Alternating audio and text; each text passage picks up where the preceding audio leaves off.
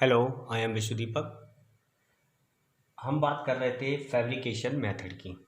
ठीक है, process equipment design का टॉपिक है फैब्रिकेशन मेथड। हम उसकी बात कर रहे थे, तो उसमें हमने लेआउट और कटिंग को पढ़ लिया था। ठीक है, तो तीसरा हम बात करेंगे यहाँ पर फॉर्मिंग का। फॉर्मिंग फॉर्मिंग में क्या होता है कि आपने मटेरियल को कट कर लिया। ठीक है, तो हमारा जो नेक्स्ट स्टेप होता है उसको डिजायर्ड शेप में उसको प्रोवाइड कराना, ये हमारा नेक्स्ट स्टेप होता है। इसको हम कई प्रकार के मेथड उसके द्वारा हम कर सकते हैं, जैसे रोलिंग है, बेंडिंग है, प्रेसिंग है, स्पिनिंग है। ठीक है, इस तरीके से आपके मेथड हैं। किसी किसी केसेस में हम फॉर्मिंग ऑपरेशन में आपकी हीटिंग की भी आवश्यकता पड़ती है। ठीक है, तो क्योंकि वर्क जो मटेरियल की हार्डनिंग की वजह से, अनिलिंग और इसकी रिक्वायर्ड की वजह से हमें क्या करना पड़ता है, हमें हीटिंग प्रोसेस की आवश्यकता पड़ती है। तो जो नेक्स्ट स्टेप होता है आपका वो फॉर्मिंग होता है। तो इसमें लिखेंगे हम कि जो आपका constructional material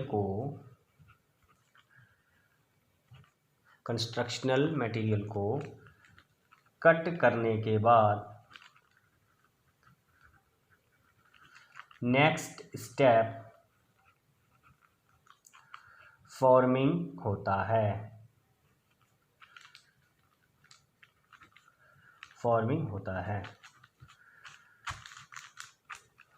forming step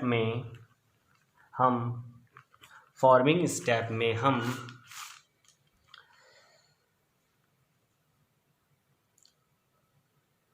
material को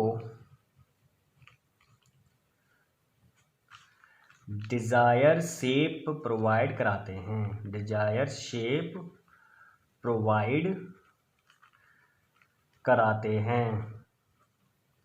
ठीक है, आपका डिजायर शेप आप उसको क्या करेंगे, प्रोवाइड कराएंगे। ठीक, देखिए इसमें हमारे पास जो फॉर्मिंग मेथड हैं बहुत कई प्रकार के होते हैं।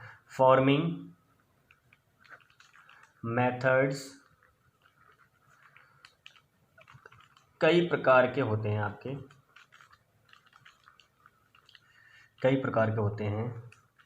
जैसे आपके एग्जाम्पल लेते हैं, उसमें आपका रोलिंग है,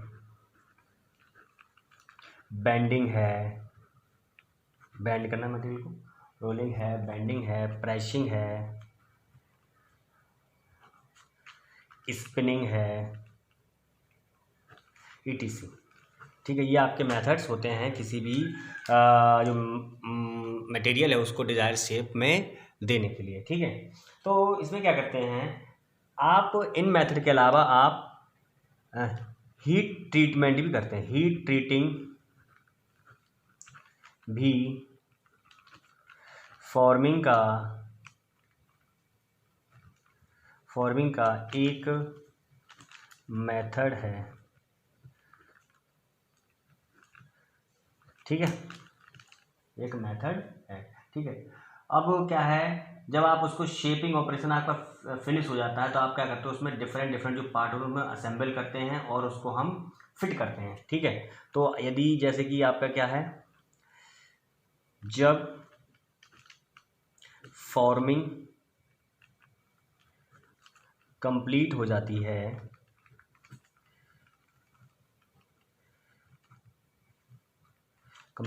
तब उसमें पार्ट्स को असेंबल्ड किया जाता है।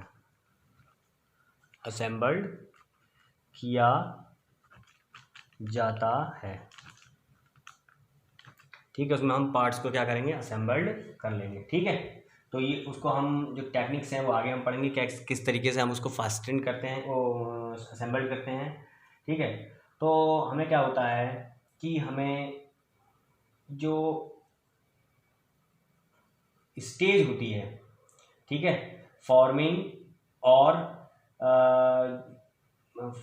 बिफोर फॉर्मिंग और आफ्टर फॉर्मिंग की भी जो स्टेज होती है उसमें हमें देखना होता है कि जो फॉर्मिंग हमने की है मटेरियल की, डिजायर शेप दिया है उसका, उसमें कोई एरर तो नहीं है, ठीक है, क्योंकि एरर अगर आती है, एरर अगर आपकी आती है तो आपको क्या है, आपकी जो मटेरियल है उसको आपको दोबारा से प्रेस करना पड़ेगा, या उसको स्पिनिंग करना पड़ेगा, या उसको रोल करना पड़ेगा, या उसको बेंड करना पड़ेगा।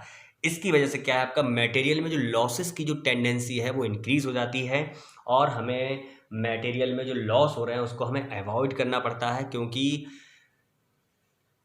कई सारे मटेरियल ऐसे होते हैं जो आपके बहुत ज़्यादा कॉस्टली होते हैं, ठीक है, जिसके कारण आपका जो इक्विपमेंट की कॉस्ट है उसमें इंक्रीमेंट हो जाता है, ठीक है।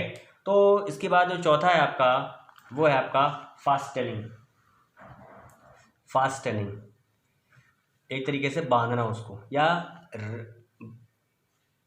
उसको डिज़ायर्ड शेप में उसको बनाने के बाद उसको रिविट करना, ठीक है। तो फास्टनिंग ऑपरेशन हम रिविटिंग या फिर आपका इलेक्ट्रिक वेल्डिंग है उसके द्वारा हम इसको फास्टनिंग कर सकते हैं। तो फास्टनिंग ऑपरेशन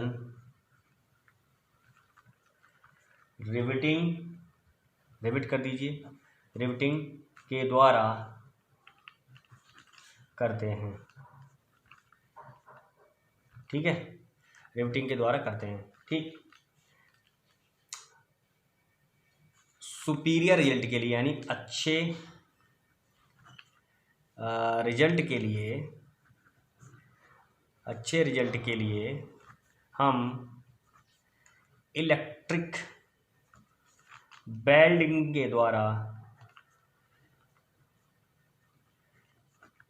द्वारा फास्टनिंग को कंप्लीट करते हैं।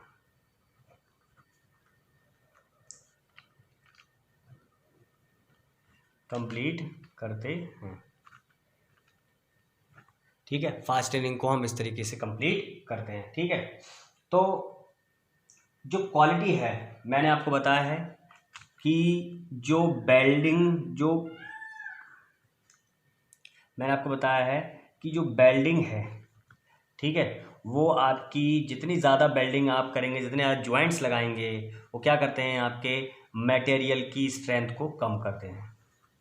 मटेरियल की जो स्ट्रेंथ है वो क्या हो जाती है, वीक हो जाती है, यानी डिक्रीज हो जाती है, ठीक है। यानी हम ये चाहते हैं कि हमारा कम से कम जो इक्विपमेंट बना रहे हो, हमारा उसमें कम से कम ज्वाइंट्स हों, क्योंकि जितने ज़्यादा ज्वाइंट्स होते हैं उतना ही हमारा जो इक्विपमेंट है उसकी स्ट्रेंथ में कमी आती है, ठीक है।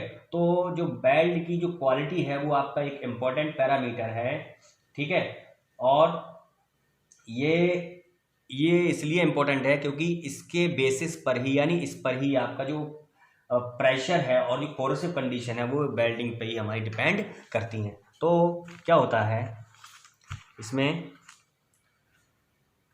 जो क्वालिटी है वेल्ड की, क्वालिटी ऑफ वेल्ड अच्छी होनी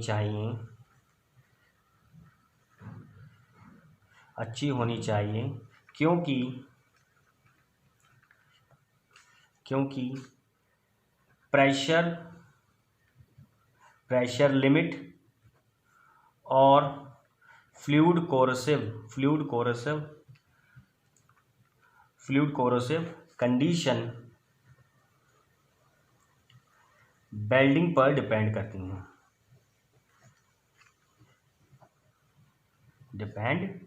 हैं, ठीक है। तो आपकी ये सब चीज़ें हैं वो वेल्डिंग पर डिपेंड करेंगी, इसलिए जो वेल्ड ज्वाइंट इफिशियंसी फैक्टर है वो आपका एक इम्पॉर्टेंट पैरामीटर्स होता है। तो हम ये चाहते हैं कि जो हमने बेल्ट का यूज़ किया है, वेल्डिंग जो हमने की है, उसकी जो क्वालिटी है वो अच्छी होनी चाहिए, तभी वो ज़्यादा प्रेशर पर और हाई कोरोसिव फ्लूइड पर विदस्टैंड कर पाएगा, ठीक है। क्योंकि आपकी जो गुड वेल्ड होती है, यानी अच्छी वेल्ड जो होगी, वो आपकी मेटल को आपको मजबूती प्रदान करेगी, ठीक है। तो हमें क्या करना होता है, जो वेल्ड इफिशियंसी होती है वो प्रेशर वेसल की जब डिज़ाइन करते हैं वो 80 to 95% होती है, ठीक है। तो इसमें एक लाइन लिखिएगा ये कि प्रेशर वेसल की डिज़ाइन करते समय वेल्ड इफिशियंसी 80 to 95% होती है। ठीक है, ये होना ज़रूरी है, तभी आपका जो इक्विपमेंट है वो हाई प्रेशर और हाई कोरोसिव फ्लूइड पर विदस्टैंड कर पाएगा। ठीक है, तो कभी कभी कुछ क्या होता है, हम जो शोल्डर है उसके द्वारा भी हम फास्टनिंग को हम, या स्क्रू है या पैकिंग है या गैस्केट है, दूसरे मैकेनिकल मेथड से भी हम अलग अलग इक्विपमेंट को हम क्या कर देते हैं, फास्टनिंग कर देते हैं। ठीक है, तो इसमें हम क्या लिख सकते हैं कि कुछ केसेस में फास्टनिंग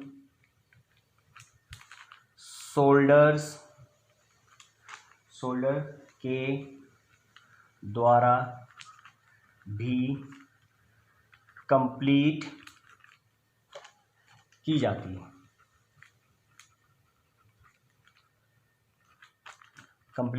है, ठीक है। और दूसरे मेथड जैसे आपका गैस्केट्स है, ठीक है, आपका पैकिंग है, आपका स्क्रू है, और मैकेनिकल मेथड्स के द्वारा फास्टनिंग कंप्लीट की जाती है। ठीक है, ये हमारे पास हो गया। सही है, तो हमने क्या कर लिया, इसमें हमने पढ़ लिया है लेआउट, कटिंग, फॉर्मिंग और फास्टनिंग। ठीक है, तो जो आपका जो नेक्स्ट लेक्चर होगा उसमें हम इसके जो रिमेनिंग पार्ट्स बचे हुए हैं उनको हम डिटेल्ड एनालिसिस करेंगे। आज के लिए इतना ही काफ़ी है। Thank you class.